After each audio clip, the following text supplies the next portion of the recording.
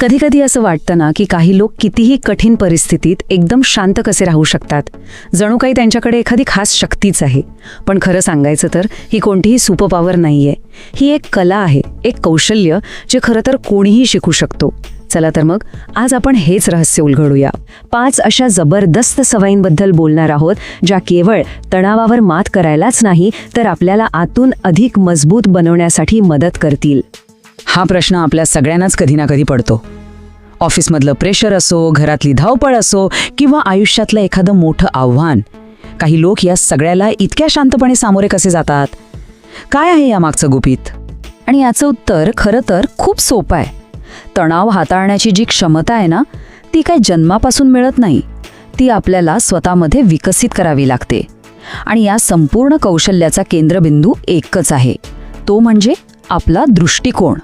तर पहिली आणि सगळ्यात महत्त्वाची सवय आहे आपल्या दृष्टिकोनाची ताकद ओळखणं.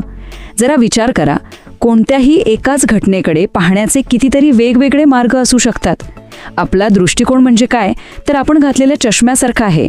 हा चष्मा आपल्या अनुभवांनी बनलेला असतो आणि आपण त्याच चष्म्यातून संपूर्ण जग पाहत असतो. गंमत अशी आहे की जे लोक तणाव व्यवस्थित हाताळतात त्यांची मानसिकता खूप लवचिक असते. त्यांना हे माहीत असतं की आपला दृष्टिकोन हाच काही जगातला एकमेव दृष्टिकोन नाही. ते मीच बरोबर या हट्टात अडकून राहत नाहीत. उलट ते म्हणतात, थांबा जरा, दुसऱ्या बाजूनेही विचार करून बघूया. आणि यातला सर्वात महत्त्वाचा मुद्दा हाच आहे, फक्त आपला पाहण्याचा दृष्टिकोन बदलला ना की आपला संपूर्ण अनुभवच बदलून जातो. जी समस्या आधी आपल्याला एखाद्या मोठ्या डोंगराएवढी वाटत असते, तीच एका वेगळ्या नजरेने पाहिल्यावर अगदी सहज पार करता येण्याजोग्या टेकडीसारखी वाटू लागते. चला आता दुसऱ्या सवयीकडे वळूया, स्वतःच्या काळजीला प्राधान्य देणं. आणि ही एक अशी गोष्ट आहे जिथे बहुतेक लोक चुकतात. सामान्यपणे होतं काय की तणाव वाढला की लोक स्वतःकडे दुर्लक्ष करायला लागतात. पण जे लोक तणावावर यशस्वीपणे मात करतात ना, ते याच्या अगदी उलट करतात. ते तणावाच्या काळात स्वतःच्या आरोग्याची, मनाची जास्त काळजी घेतात. हे अगदी वादळात आपल्या जहाजाला जास्त जपण्यासारखं आहे.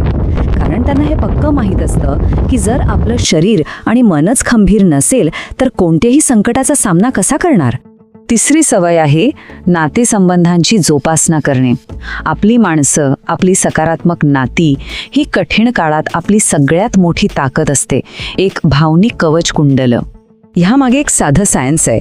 जेव्हा आपण आपल्या जवळच्या सकारात्मक लोकांसोबत असतो, त्यांच्याशी बोलतो, तेव्हा आपल्या मेंदूत ऑक्सिटोसिन नावाचं एक हार्मोन तयार होतं. याला सेफ्टी हार्मोन असेही म्हणतात. यामुळे आपल्याला खूप सुरक्षित आणि शांत वाटतं आणि तणाव आपोआप कमी व्हायला लागतो. मी आहे ना, हे फक्त 2 शब्द नाहीत, ही एक प्रचंड मोठी ताकद आहे. कठीण काळात आपल्या जवळच्या व्यक्तीचे हे शब्द कानावर पडले ना की मोठ्यात मोठी समस्यासुद्धा लहान वाटायला लागते. कोणीतरी आपल्या सोबत आहे ही जाणीवच आपल्याला खूप बळ देते. आणि हे 100% खरं आहे. आयुष्यात अनेकदा अशी संकटं येतात जिथे पैसा कामी येत नाही, पण माणसांची साथ आपल्याला त्यातून बाहेर काढते. म्हणूनच चांगली नाती जपणं ही आपल्या भावनिक बँक खात्यातील सर्वात मौल्यवान गुंतवणूक आहे.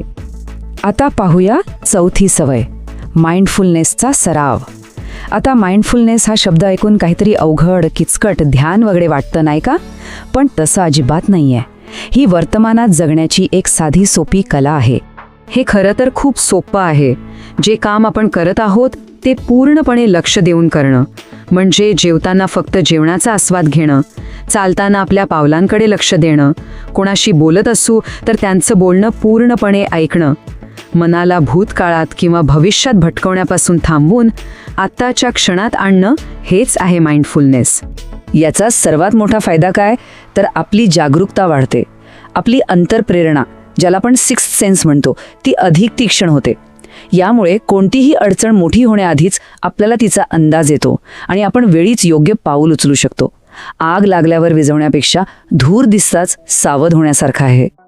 आणि आता शेवटची पण अत्यंत महत्त्वाची 5वी सवय, ती म्हणजे भूतकाळ सोडून देण्याची कला. भूतकाळातल्या चुका, दुःख, वाईट अनुभव यांना घट्ट धरून बसल्याने आपण वर्तमानात कधीच मोकळा श्वास घेऊ शकत नाही. एक गोष्ट लक्षात ठेवणं खूप महत्त्वाचं आहे, आपलं खरं आयुष्य फक्त आणि फक्त वर्तमान काळात आहे. भूतकाळ म्हणजे आठवणींचा संग्रह आणि भविष्यकाळ म्हणजे कल्पना. खरं वास्तव फक्त हा एकच क्षण आहे जो आपण जगत आहोत. जे लोक मानसिकदृष्ट्या मजबूत असतात ना, ते हे ओळखतात की भूतकाळाचं ओझं आयुष्यभर वाहून नेता येत नाही. ते आज ना उद्या खाली ठेवावंच लागतं. मग जे काम पुढे करावंच लागणार आहे ते आत्ताच करून मोकळं का होऊ नये. हा एक खूप खोल विचार आहे. भूतकाळ हा न्याय आहे याचा अर्थ असा नाही की जे काही घडलं ते चांगलं होतं.